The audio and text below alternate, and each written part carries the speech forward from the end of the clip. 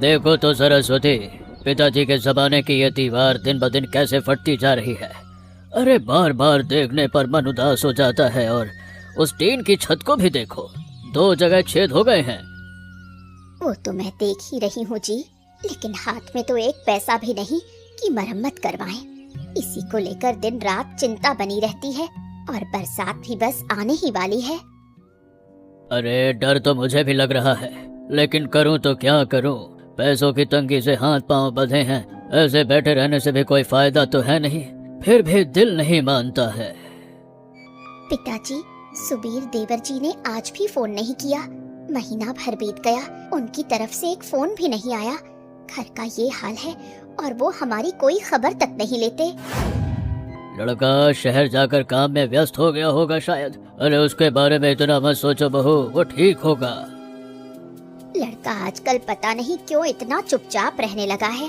पहले तो ऐसा नहीं था। क्या हुआ है कौन जाने। कभी कभी मुझे डर लगता है। क्या होगा माँ, शहर जाकर शायद अपनी जिंदगी में ही व्यस्त हो गया है। हमारी बात अब याद ही नहीं रही होगी शायद। शहर जाने पर लोग इतने व्यस्त हो जाते हैं। बादल देखा तुमने, कैसा काला होता जा रहा है। आज रात को जरूर भारी बारिश होगी। मेरा दिल किसी अनहोनी की आशंका से कांप रहा है। भगवान जाने इस बार की बरसात में इस घर की किस्मत में क्या लिखा है। चलिए घर के अंदर का सामान जरा ऊंची जगह पर हटाकर रख देते हैं। अगर आज रात पानी अंदर आ गया तो इस चावल की बोरी को पहले जरा ऊपर रख देती हूँ। सही कहा माया, पिछली बार भीग जाने से सारा चावल खराब हो गया था।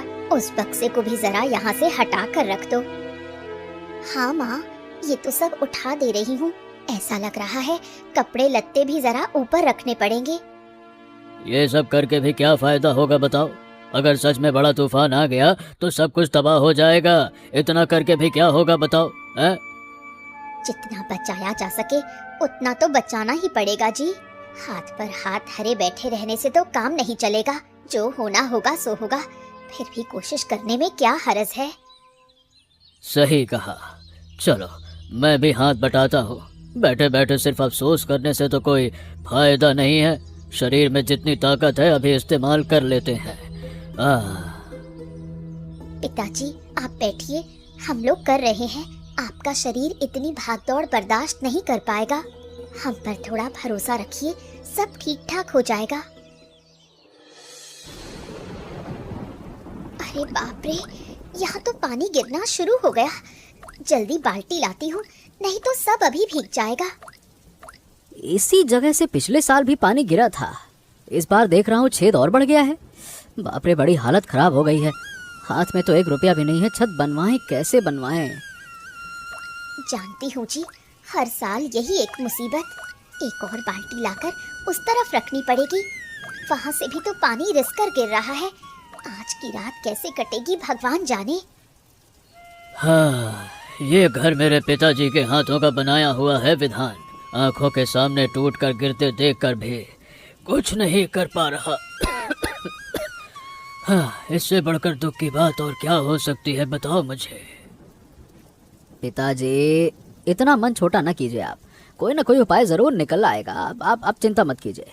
इतनी रात को ये सब मत सोचिए, तबीयत खराब हो जाएगी। वैसे ही खांसी आ रही है आपको। हाँ, अरे उपाय तो निकालना होगा। अरे कहने से थोड़ी निकल आता है बेटा। पैसों के बिना कोई काम आगे नहीं बढ़ता इस दुनिया में। पूरी रात ऐसे ही बाल्टियां बदलनी पड़ेंगी ऐसा लग रहा है। आप जाइए पिताजी, मैं और विधान बाल्टियां संभाल लेंगे। आपकी तबीयत वैसे भी ठीक नहीं है, आराम की जरूरत है आपको। नहीं बहू नहीं, मेरी आंखों में भी आज नींद नहीं है। इस घर की पानी की हर एक बूंद जैसे मेरे सीने पर आकर गिर रही है। आज रात बैठा ही रहता हूँ। हाँ। तुम्हारा छोटा भाई तो शहर जाकर हम सबको भूल ही गया है विधान। हर महीने तनख्वाह मिलती है, फिर भी घर का ये हाल देखकर 1 रुपया तक नहीं भेजता, फोन भी नहीं करता। अरे उसके बारे में अब बात मत करो माया। वो जो कर रहा है करने दो ना, हमें क्या है। शायद उसकी भी अपनी कोई मजबूरी होगी, क्या कहें अब। मजबूरी होती तो कम से कम फोन करके बताता तो सही। ऐसे चुप रहने का क्या मतलब है, बताओ तो। रोज आंखों के सामने छत से पानी रिश्ते देखती हूँ और वो शहर में बैठकर आराम से है।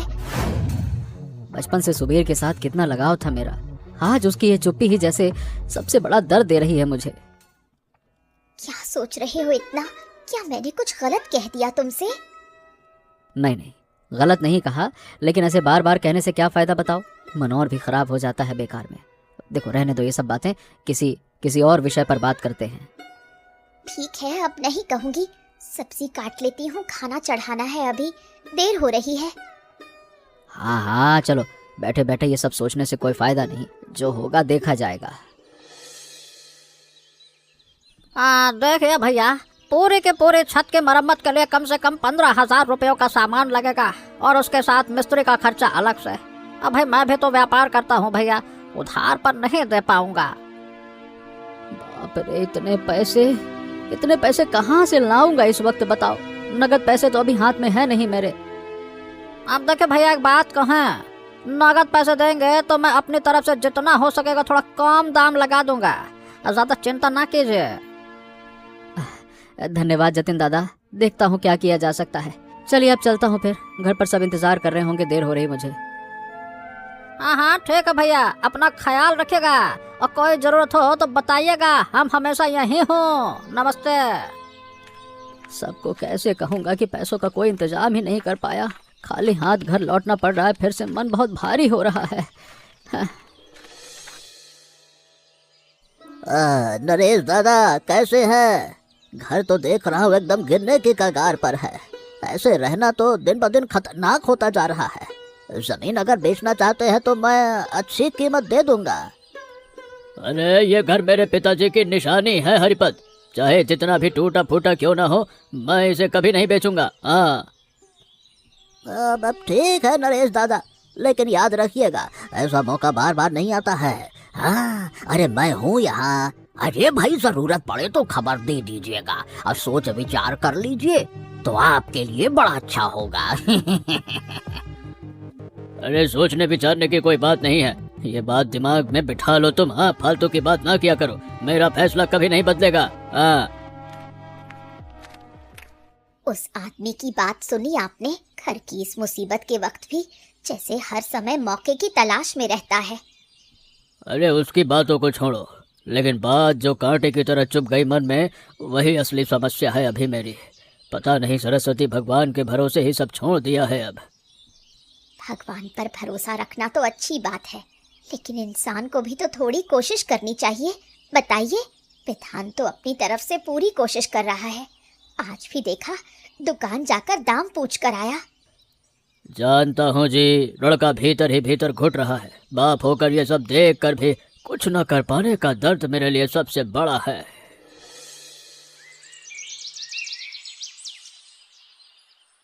तुम लोग इस हाल में रह रहे हो, मुझे कभी बताया तक नहीं। दीवार पर इतनी बड़ी दरार देखकर डर लग रहा है मुझे कम से कम एक फोन तो कर देती। क्या कहती बेटी, तेरा भी तो अपना घर परिवार है, तुझ पर बोझ बढ़ाकर क्या फायदा। तू पराई थोड़ी ना है, लेकिन तेरा भी तो नया घर है, खर्चे कम नहीं होते। माँ, इस तरह रहना लेकिन बिल्कुल सुरक्षित नहीं है। छत भी देख रहा हूँ काफी जर्जर हो चुकी है। हाँ सब सही कह रहे हो बेटा, लेकिन हाथ में पैसे ना हो तो कैसे मरम्मत करवाऊं, तुम ही बताओ अब। माँ, तुम ऐसे सोचोगी तो कैसे चलेगा। हम सब तो एक ही परिवार के लोग हैं, एक दूसरे के काम तो आना ही पड़ेगा। ये पैसे रखो, जितना हो सके मदद करना चाहती हूँ तुम लोगों की। नहीं बेटी, ये पैसे तेरे अपने घर के काम आएंगे, हम जैसे तैसे चला लेंगे, तू बिल्कुल चिंता मत कर। माँ, तुम हमेशा ऐसा ही करती हो, अपना दुख कभी किसी को समझने नहीं देती। माँ, हम तो हैं ही आप लोगों के साथ, वक्त पर जो लगेगा करेंगे, बिल्कुल चिंता मत कीजिए। पिताजी चलिए ना, मैं जरा दीवारों को अच्छी तरह से देख लेता हूँ। ठीक कितनी खराब हालत है ये भी समझना जरूरी है ना। ये दीवार तो काफी गहरी लग रही है पिताजी। इस बार की मरम्मत में अगर भारी बारिश हुई तो सच में खतरा हो सकता है। शहर में मेरा एक परिचित राजमिस्त्री है, चाहे तो उससे एक बार बात करके देख सकता हूँ। पिताजी चिंता मत कीजिए, कोई ना कोई रास्ता जरूर निकलेगा। हम सब तो हैं आप लोगों के साथ। चलो माँ, अंदर चलो, अब शाम हो गई है, सब मिलकर खाना बनाने की तैयारी करते हैं।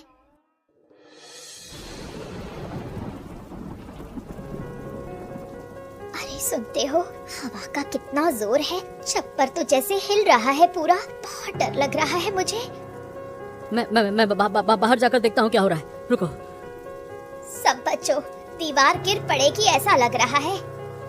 हे भगवान, हे भगवान, मेरे पिताजी का ये घर क्या आज रात को ही खत्म हो जाएगा क्या? इतने सालों की यादें, इस उम्र में आकर ऐसा दिन देखना पड़ेगा, कभी सोचा भी नहीं था। आप पिताजी का हाथ पकड़कर बाहर की तरफ चलिए, मैं पीछे सब संभाल कर आती हूँ। अभी ये सब सोचने का वक्त नहीं है, पहले सब सुरक्षित जगह चलो, बाकी बाद में देखा जाएगा। अब सच में कुछ ना कुछ करना ही पड़ेगा, नहीं तो ये घर अब ज्यादा दिन नहीं टिकेगा। अब छत का छप्पर ठीक करना ही पड़ेगा विधान, अब बिल्कुल देरी नहीं की जा सकती। लेकिन पिताजी, पैसे कहाँ से आएंगे? इस वक्त तो किसी के पास कुछ भी नहीं है। मुझे नहीं पता माँ, लेकिन कल ही कल कुछ न कुछ इंतजाम करना पड़ेगा, नहीं तो सच में बहुत बड़ा अनर्थ हो जाएगा। शांत हो जाओ विधान, रात तो कटने दो पहले, सुबह होने दो, सब मिल बैठकर सोचेंगे क्या करना है। ये बारिश थोड़ी कम हो जाए, फिर देखता हूँ कि छप्पर को किसी तरह से अस्थायी रूप से ढका जा सकता है या फिर नहीं। मैं देखता हूँ पिताजी, जरा आप यहाँ बैठिए। इस हवा बारिश में आपका बाहर जाना ठीक नहीं होगा। क्या बताऊँ, मुझे तो कोई और रास्ता दिख नहीं रहा है। ऐसा लग रहा है क्या करें क्या ना करें समझ नहीं आ रहा है। हरिपत को ही फोन करके देखता हूँ, अगर कुछ पैसे उधार मिल जाएं तो। क्या कर रहा है यहाँ अकेले अकेले इतनी रात को? अंदर चल, ठंड लग जाएगी। माँ सही बताऊं, और कोई रास्ता नहीं दिख रहा मुझे। हरिपत से उधार मांगूं ऐसा सोच रहा हूँ, नहीं तो छप्पर की मरम्मत किसी हालत में नहीं हो पाएगी। उस आदमी से उधार? तेरे पिताजी को पता चलेगा तो क्या कहेंगे? सोचा है तूने? वो तो जमीन की ताक में रहता है। हरिपत के आगे हाथ फैलाने से पहले एक बार और सोच ले। जानता हूँ माँ, लेकिन क्या करूँ, और कुछ सूझ ही नहीं पा रहा है मुझे कि क्या करें। घर तो बचाना ही पड़ेगा ना, चाहे जैसा भी हो। सब्र करते करते ही तो इतने दिन बीत गए, और कितने दिन ऐसा चलेगा बताओ। जानती हूँ बेटा, तेरा दुख मैं भी समझती हूँ। थोड़ा और सब्र रख बेटा, देखना कुछ ना कुछ जरूर होगा। ऐसे हिम्मत मत हार। डर तो मुझे भी लग रहा है माँ, लेकिन क्या करे, कोई और उपाय दिख भी तो नहीं रहा आंखों के सामने।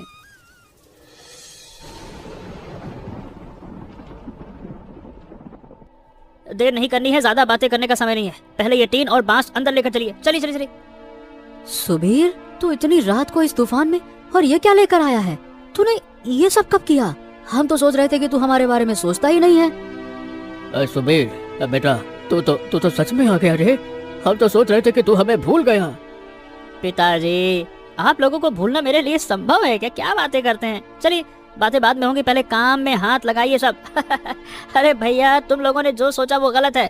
मैं हर महीने की तनख्वाह से सीधे सागर काका के पास पैसे जमा कर देता था। उन्हीं के पास धीरे धीरे ये सब खरीद कर रखवा रहा था इतने दिनों से। हाँ चलो चलो। मैंने तुम्हें कितनी बातें सुनाई सुबीर, और तुम इतने दिनों में अकेले अकेले इतना बड़ा काम चुपचाप किए जा रहे थे। आप लोगों की तकलीफ मैं भी समझता हूँ भाभी, सिर्फ दिखावे के लिए कुछ नहीं करना चाहता था।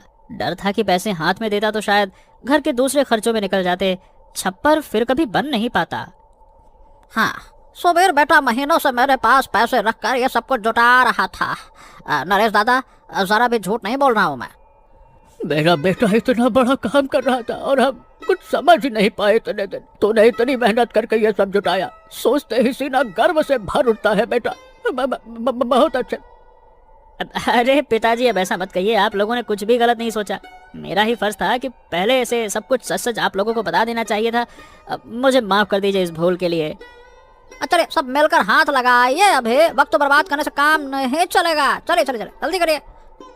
मेरा बेटा सच में इतने बड़े दिल का हो गया है, समझ ही नहीं पाई थी इतने दिन।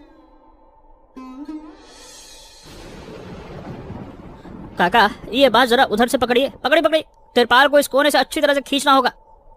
हाँ ठीक है। तुम वो हिस्सा मजबूती से बांधो भाई। कल से जब पक्का काम शुरू होगा तब मैं भी रुक जाऊंगा मदद के लिए। आज की रात तो कम से कम संभालनी पड़ेगी जैसे भी हो। धन्यवाद प्रशांत भैया, तुम न होते तो आज रात हम अकेले ये सब संभाल नहीं पाते। सच कह रहा हूँ, कसम से। सुबीर तुम जरा अंदर आओ, भीगे कपड़े बदल लो, नहीं तो ठंड लग जाएगी बहुत। बाद में भाभी, पहले ये काम तो पूरा कर लें। अभी रुकने से काम नहीं चलेगा, छत पहले ढकना जरूरी है। माँ तुम अंदर जाकर बैठो, इतनी रात तक मत जागो, हम संभाल रहे हैं सब। नहीं बेटी, मैं भी देखती हूँ, इस घर के हर दुख दर्द के साथ मैं भी रहूंगी। मेरे पिताजी का ये घर आज फिर से नया जीवन पा गया तुम सबके हाथों। इससे बड़ी खुशी की बात और क्या हो सकती है मेरे जिंदगी में, बताओ।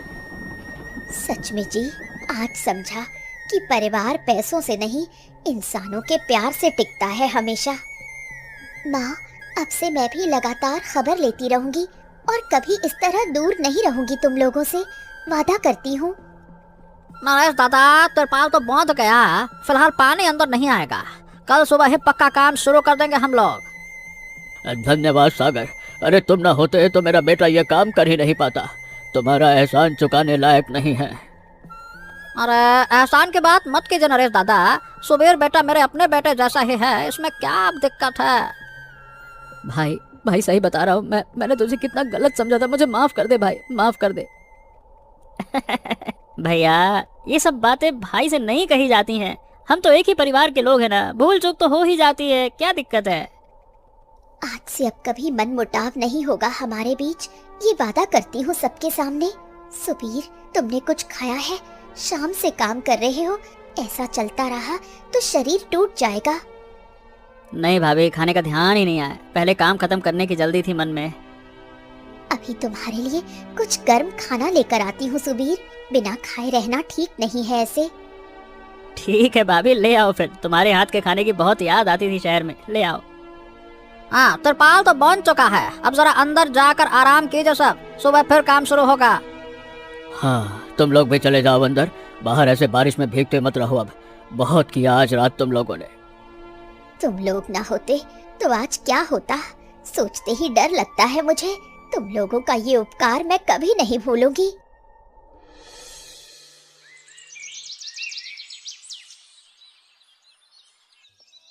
देवर जी, मैं अब कभी बिना जाने आपको गलत नहीं समझूंगी, मुझे माफ कर देना। अरे माफी की कोई बात ही नहीं है भाभी, आप लोगों ने वही सोचा जो देखा, मेरी ही गलती थी, मैंने कुछ बताया नहीं। हाँ, ये घर अभी पूरा बनाना बाकी है, तंगी भी अभी है हमारे पास, लेकिन आज समझा कि परिवार जो अभी भी एक साथ है, वही सबसे बड़ी उपलब्धि है हमारे लिए। सही कहा आपने, पक्की छत तो धीरे धीरे बन ही जाएगी, लेकिन दिलों की छत जो आज और मजबूत हो गई सबके बीच, यही सबसे बड़ी प्राप्ति है। हाँ तो ठीक है, कल से फिर पक्का काम शुरू कर दिया जाए। मैं भी लगा रहूंगा अंत तक, मिलकर करेंगे तो काम जल्दी हो जाएगा। माँ, मैं कुछ और दिन रुक जाऊंगी यहाँ, अब तुम लोगों को अकेला छोड़कर नहीं जाऊंगी। हम सब मिलकर ही इस घर को फिर से पहले जैसा बना देंगे। तुम सबका ये प्यार ही तो असली धन है, इससे बढ़कर कुछ नहीं चाहिए मुझे अपनी जिंदगी में। यही मेरी ढलती उम्र की सबसे बड़ी शांति है। सुबीर, तुम थोड़ा आराम कर लो, पूरी रात इतना काम किया है, तबीयत खराब हो जाएगी तुम्हारी। ठीक है भाभी, थोड़ा आराम कर लूंगा, लेकिन पहले ये बताओ चाय कब बनेगी, बहुत भूख लगाई है। नरेश दादा, मैं और कन्हैया बाजार जाकर बाकी का सामान लेकर आते हैं, दोपहर तक काम शुरू कर देंगे। अरे भाई, तुम लोग पहले चाय तो पी लो फिर जाना, इतनी सुबह खाली पेट काम पर मत जाओ। सुबीर, आज से तू भी हमारे साथ ही रहना कुछ दिन, काम तो शहर का यहाँ से भी देखा जा सकता है ना, यहीं से खबर ले लेना। ठीक है भैया, मैं अब से हर महीने कम से कम एक बार जरूर आऊंगा, ये तय रहा। यही तो चाहता हूँ बेटा। परिवार ऐसे ही हमेशा एक साथ रहे, यही मेरी आखिरी इच्छा है, और कुछ नहीं चाहिए जिंदगी में। अब कोई चिंता नहीं है, सब एक साथ है, यही तो सबसे बड़ा सुख है हमारी जिंदगी का। इससे ज्यादा और क्या चाहिए बताइए।